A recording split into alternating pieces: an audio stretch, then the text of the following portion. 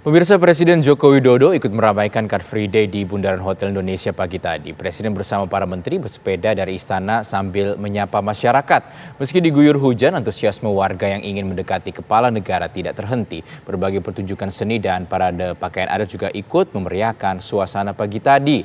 Dan berikut laporan reporter Yasin Idris dan juru kamera Indra Gali dari Bundaran Hotel Indonesia. Car Free Day hari ini nampak beda jika dibandingkan dengan hari biasanya sebab bertepatan dengan kick-off ASEAN yang tadi dilakukan oleh Presiden Joko Widodo.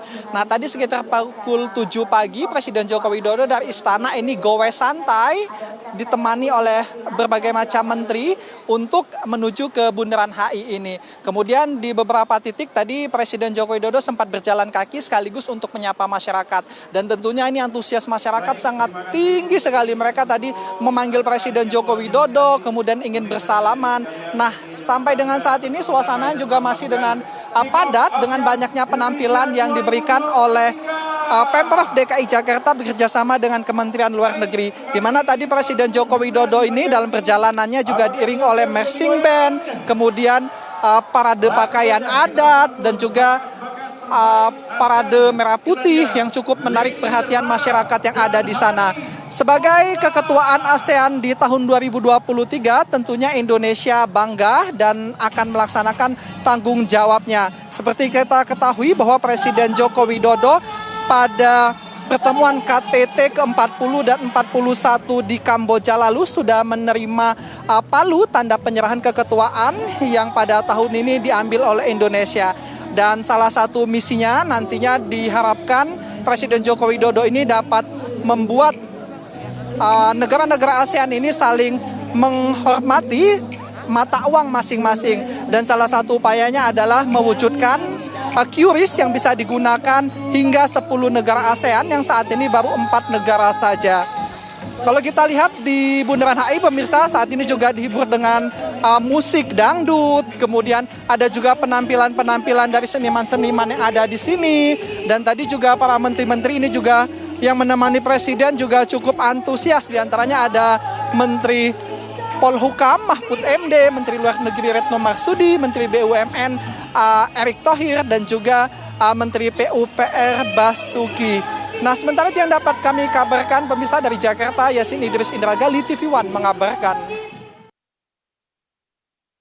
Pemirsa, Presiden Joko Widodo pagi tadi melakukan kick-off keketuaan ASEAN di Bundaran Hotel Indonesia Jakarta. Indonesia sebagai ketua ASEAN tahun ini mempunyai 3 target, yaitu mewujudkan ASEAN yang relevan terhadap kepentingan rakyat, menjaga stabilitas Indo-Pasifik, dan menjadi epicentrum pertumbuhan ekonomi. Dan tahun ini Indonesia menjadi ketua ASEAN di tengah-tengah situasi global yang sangat tidak mudah. Krisis ekonomi, krisis energi, krisis pangan, semuanya, perang, semuanya sedang terjadi. Tetapi saya meyakini bahwa ASEAN masih penting dan relevan bagi rakyat, bagi kawasan, dan bagi dunia.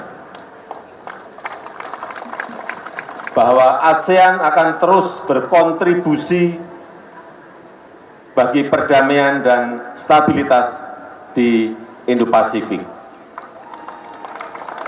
Bahwa ASEAN akan terus dapat menjaga pertumbuhan ekonomi, dan ASEAN Matters epicentrum of growth